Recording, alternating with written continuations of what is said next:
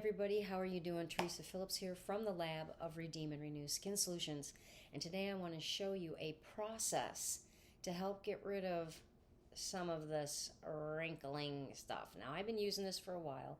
It doesn't look too bad, but look at that. Yeah, there it is. There it is if I make it happen. I use the Smoothest Silk. This stuff is fantastic. I can't get enough of this stuff. I pump it on my hand just like that. I'm just going to use this arm to show you the difference. Put it in there. Already you're seeing a difference. See, I'm forcing that wrinkle up. We have what's known as the skin repair. This is not your normal body butter. This is something different. It's a very unique product, and we're selling a lot of it because it's got hyaluronic acid in it, it's got glycolic, it's got so many wonderful things in it. Plus, it has the most wonderful oils in it. This is jojoba cream.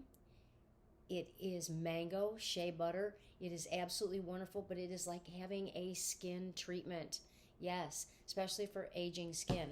I have it here in the lavender, and I love lavender. The lavender mist that we've been preparing, and we've been putting it on our bed at night. Sleeping is wonderful. You take a little bit, rub it in your hands. Watch this.